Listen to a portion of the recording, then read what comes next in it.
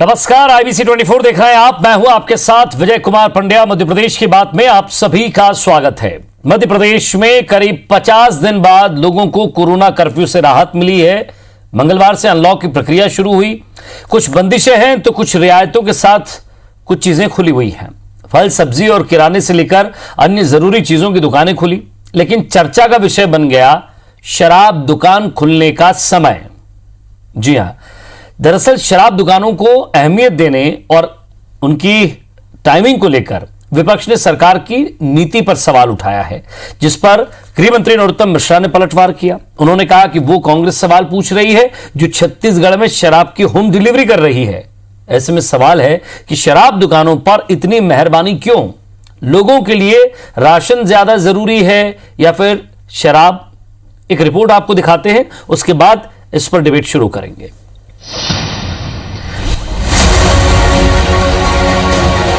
मध्य प्रदेश में 50 दिन के लंबे लॉकडाउन के बाद मंगलवार को दुकानें फिर से खुली। अनलॉक की प्रक्रिया के तहत जिलों की स्थिति के मुताबिक कई तरह की छूट और बंदिशें जारी रहेंगी। राज्य सरकार ने इसके लिए गाइडलाइन जारी कर दी है। 50 दिन बाद अनलॉक की प्रक्रिया के बीच शराब दुकानों की टाइमिंग को लेकर अब सियासत गर्मा गई है। कांग्रेस ने इस मामले में सरकार को घेरते हुए कहा कि शराब की दुकानें खोले जाने को लेकर सरकार के नियम अजीब हैं। पूर्व मंत्री PC शर्मा के मुताबिक अगर नाइट कर्फ्यू जारी है तो उस दौरान शराब दुकान खोलने की अनुमति क्यों दी जा रही है? वहीं फल, सब्जी और किराने की दुकानों को कम समय देने और शराब की दुकानों को ज्यादा वक्त देने पर भी सरकार को घेरा।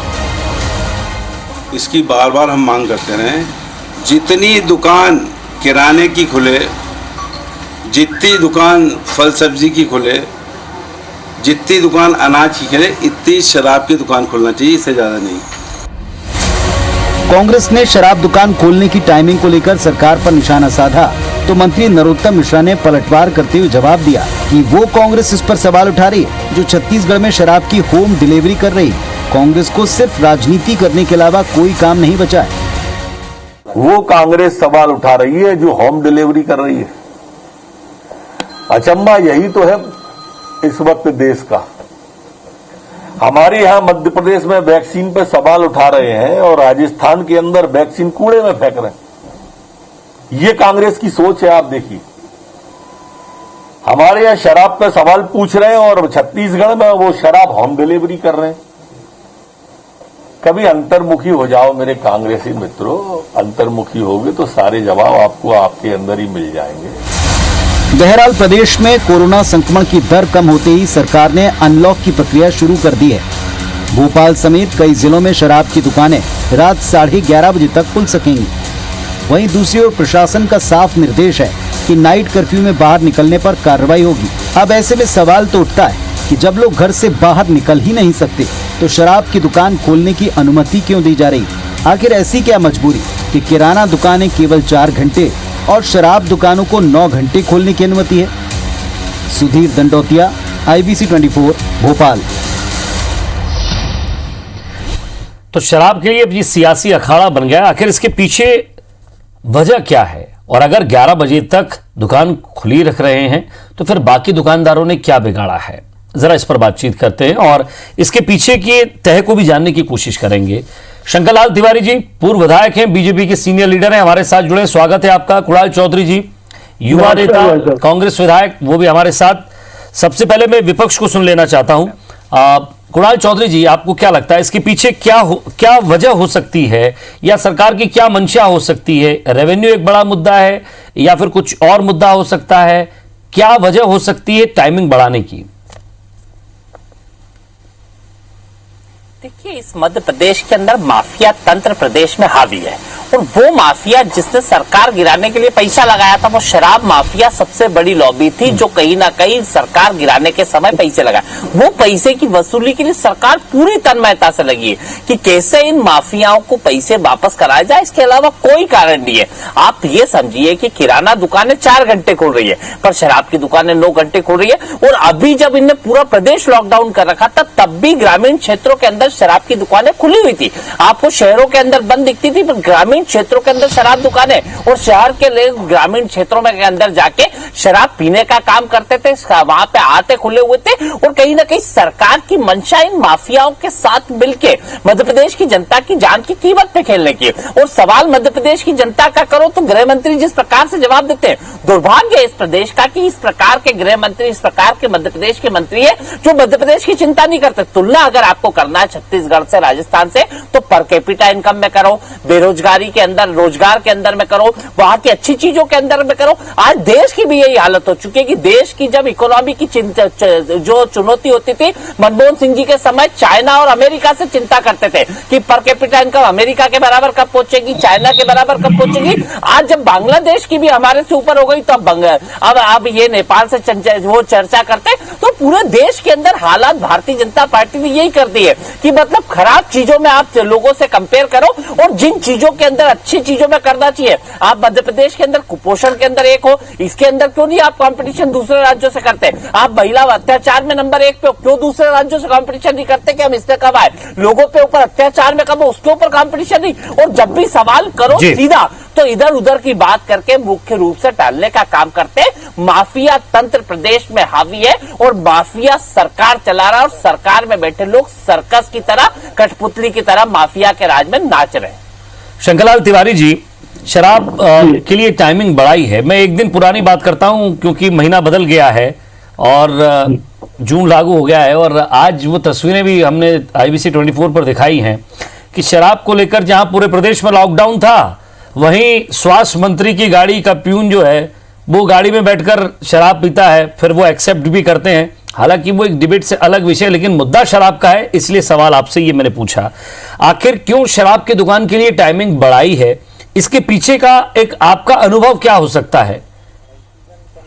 मैं अनुभव की बात कर रहे हैं तो मैं अपने अनुभव की बात आपको बता रहा हूँ, क्योंकि मानने वाले नहीं है कांग्रेस के मित्र, उन्हें तो सिर्फ आपदा में अवसर दिखता है और उन्हें इन गेम प्रकार हर बात पर, अभी अन्य बात पर तुलना करिए, ये भैया विषय कोरोना का चल रहा है, विषय लॉकडाउन का चल रहा है और विषय वैक्सीन का चल रहा है, तो तुलना इस बात पे होगी कि मध्य प्रदेश में कितनी वैक्सीन लग गई और राजस्थान में कितनी कूड़े में वैक्सीन पड़ी हुई मिली। अभी सबसे वरिष्ठ अखबार है भास्कर, उसमें उसके कर्मचारी कचरे के डब्बे से हजारों की संख्या में वैक्सीन की शीशियां लेके आए, पर वो भाई साहब कह रहे हैं कुपोषण पर तुलना करो, तो वक्त आया तो तुलना करेंगे। और हम नहीं चाहते कि राजस्थान में कुपोषण हो या कहीं, और ये विषय किसी राज्य सरकार के, किस पार्टी की राज्य सरकार है उसका भी नहीं है। पर आपने जो शराब की बात कही तो मुझे ऐसा लगता है कि मैं भी क्राइसिस कमेटी में था, शराब के मामले में भाई साहब ठेकेदारों से एग्रीमेंट होता है, वो एक व्यवसायिक दृष्टि है और उस व्यवसायिक दृष्टि से कई बार कलेक्टर से एक बार लाइसेंस देने के बाद और एग्रीमेंट हो जाने के बाद जो नियम नहीं सर, लेकिन कुणाल जी ने ये सवाल उठाया कि जिस शराब माफिया तंत्र ने, उनका आरोप है सीधा, वो कह रहे हैं कि जिनकी वजह से मध्य प्रदेश की सरकार गिरी और जिन माफियाओं तंत्र ने ये पैसा लगाया, अब उनको पैसा रिटर्न करना है, तो कैसे होगा? कुणाल चौधरी जी की बातों का जवाब कितना देना ये मुझे तय कर लेने दीजिए। नंबर 1, आपने मुझे प्रश्न किया तो मैं आपको एक बात बता दूं कि अभी कुणाल चौधरी जी ने जो बात कही, तो कांग्रेस के पास तो एक ही मिलाप है, दुर्भाग्य है। वो कहते हैं कि ऐसा होम मिनिस्टर है। अरे भैया, ये तुम्हारा दुर्भाग्य है कांग्रेसियों का, तुम्हारे पास तो एक ही मंदोदरी मिलाप है। सरकार चली गई, शराब माफिया ने, अभी कह रहे थे कि ज्योतिरादित्य ने सरकार गिरा दी, अब कहने लगे शराब माफिया ने सरकार, तो ये तो जीवन भर रोते रहेंगे कि मेरी सरकार चली गई। ये सर, ये क्या मैं किसी धार्मिक ग्रंथ के बारे में थोड़ी बात कर रहा हूं सर। ऐसा होता रहेगा, ऐसा होता है, ऐसा होता चला आया है सर। कम से कम कोई मैं आपसे, शंकरलाल तिवारी जी सीनियर व्यक्ति हैं आप, चलिए मैं वापस आऊंगा आपके पास। कुणाल चौधरी जी,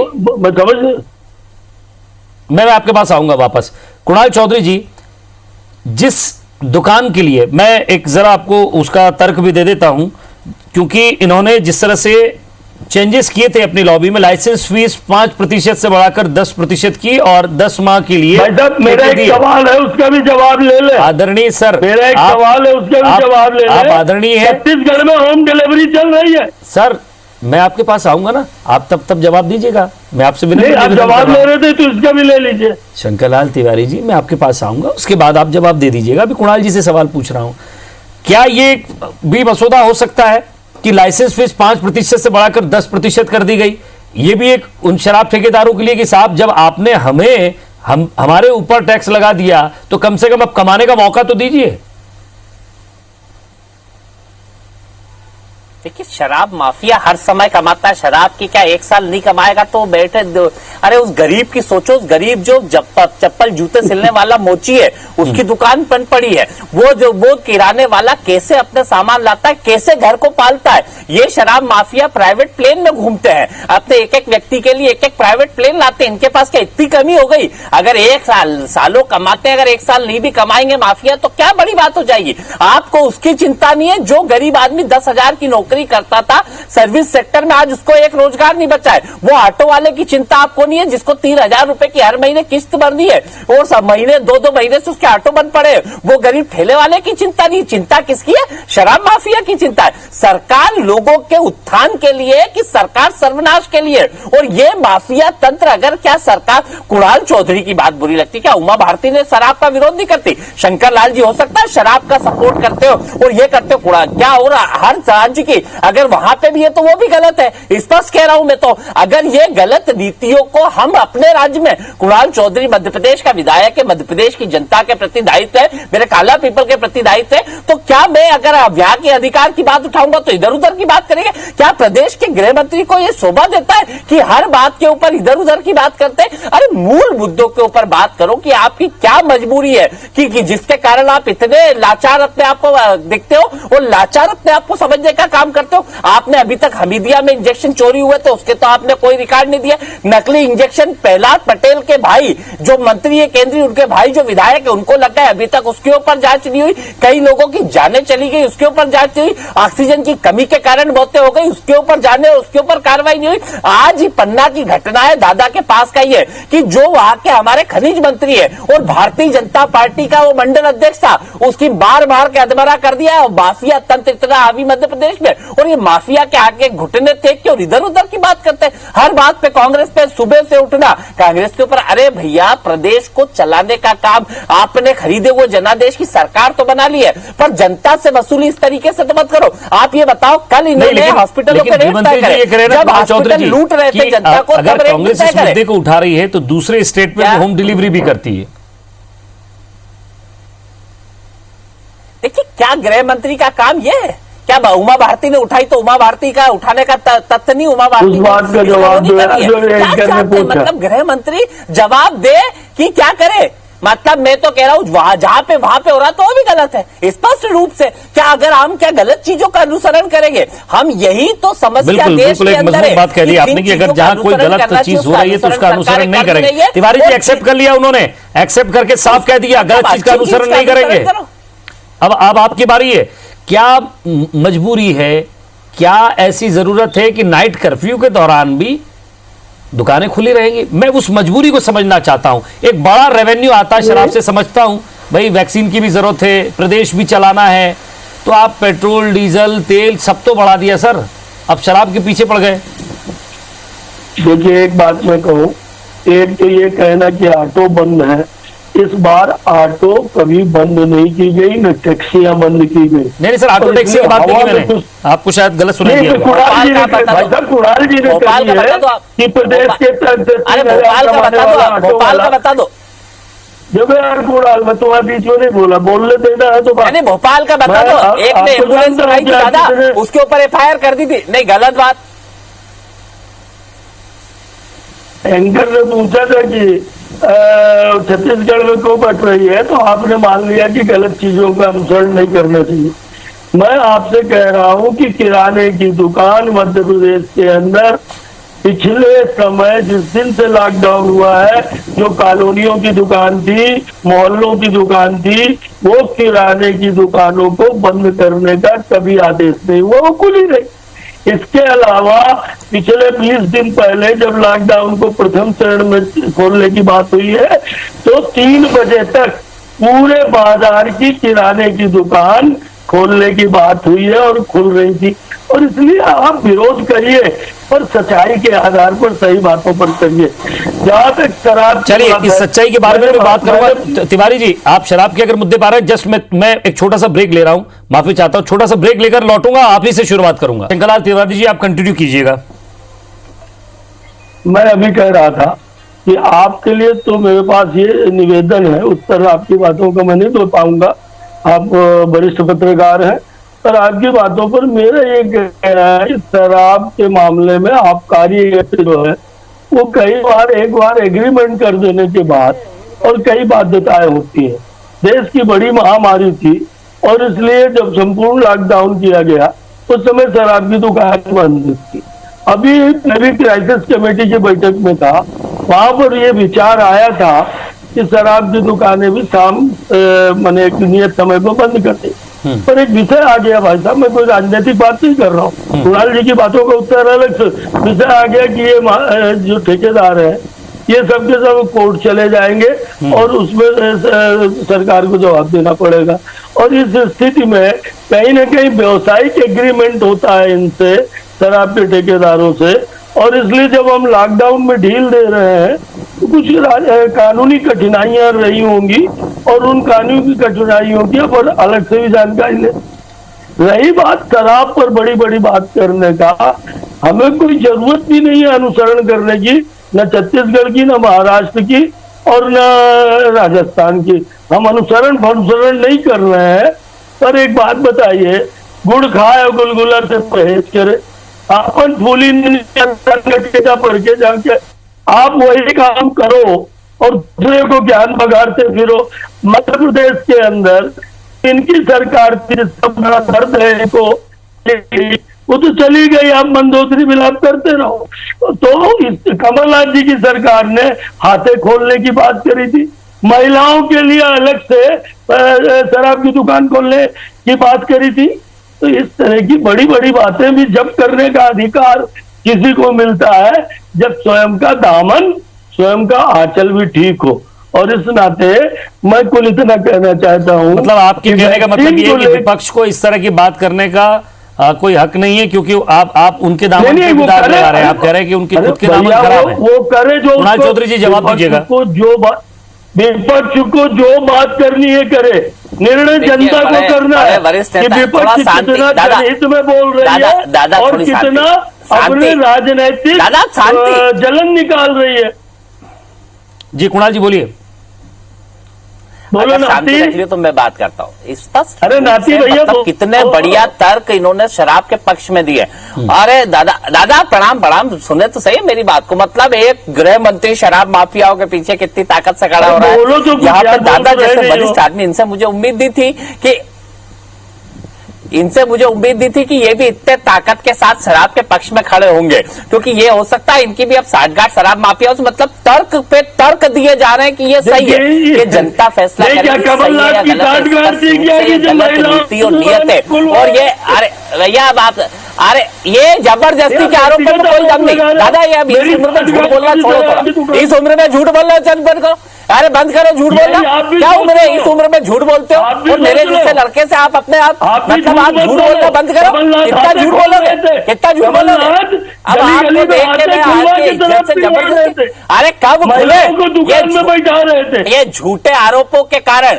अरे ये झूठे आरोप लगाना बंद करो और ये शराब के माफियाओं के तंत्र के प्रति इतनी सद्भावना बंद करो। जनता किराने की दुकान नहीं खुल पा रही है, उसको व्यापारी का व्यापार नहीं चल रहा है, वो गरीब आदमी मतलब पंचर की दुकान नहीं खोल पा रहा है, और आप शराब की दुकान। और ये कैसे हास्यास्पद चीज है, जब रात को लॉकडाउन है, शराब की पर 2 बॉटल किसी के पास मिलेगी तो क्या ये पास है शराब की दुकान जाने का? मतलब जो शराब लेने जाएगा अगर 2 क्वार्टर धरे हुए तो उसके ऊपर कोई कार्रवाई नहीं होगी। पर अगर आप आटा लेने चले जाओगे, अगर घर में आटा खत्म हो गया किसी गरीब के और वो आटा ढूंढने चला गया तो उसके ऊपर कार्रवाई हो जाएगी, पर शराब ढूंढने जाएगा तो उसके ऊपर कार्रवाई नहीं होगी। ऐसी निर्लज्ज सरकार पे शर्म आती है, निर्लज्जता की हदें पार करती है। लास्ट रिएक्शन तर्क तो देखो शंकरलाल तिवारी जी 20 सेकंड। बड़े बड़े तर्क दिए जा रहे हैं कितने बड़े बड़े तर्क दिए जा रहे हैं, क्या तर्क है ये? इस तरह के तर्कों से आप सही सिद्ध कर दोगे? स्पष्ट कुणाल जी, 20 सेकंड उनके पास जवाब देने दीजिएगा, आपकी बात का जवाब दे रहे के हैं कारण मध्य प्रदेश की जनता की हालत खराब।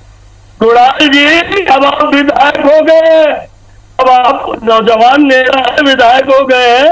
हाँ, मैं हो गया और आपने प्रूव कर दिया जनता ने, इसीलिए आप माफियाओं के साथ हो, इसीलिए प्रूव कर दिया आपको। हाँ, अरे अब आप देखो, जो पैदा होता है वो मरता है।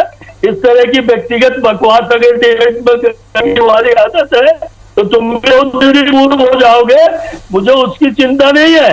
पर जब तक बात है कि अब विधायक हो और इसलिए बात किया करो, मैंने आपसे साफ कहा कि आबकारी एक्ट के अंतर्गत सरकार जब इनसे कोई एग्रीमेंट करती है तो कुछ उसकी भी तकनीकी कानूनी दिक्कतें होती हैं, पर इसके बावजूद भी सरकार ने जब पूर्ण लॉकडाउन रखा तो ये दुकानें बंद। चलिए सर, लेकिन सवाल ये है कि जो मजदूरी करने निकल रहा है, जिस दुकान पे मजदूरी करेगा वो 6 बजे घर पहुंच जाए, लेकिन उसके बाद जो शराब खरीदने वाला है वो 11 बजे तक घूम सकता है, नाइट कर्फ्यू भी है, मंदिर में केवल 4-5 लोग जा सकते हैं, बारात में, शादी में 10 लोगों की अनुमति है, लेकिन शराब की दुकान पर भीड़ हो सकती है। चलिए, अपने अपने तर्क है सर, क्योंकि एक बड़ा रेवेन्यू आता है, शराब की दुकान खोलने में एक बड़ा रेवेन्यू आता है सर मध्य प्रदेश में। मध्य प्रदेश में पिछले लॉकडाउन में 2500 करोड़ का नुकसान हुआ है सर। चलिए सर, बहुत बहुत शुक्रिया आप दोनों का डिबेट में शामिल होने के लिए। नमस्कार।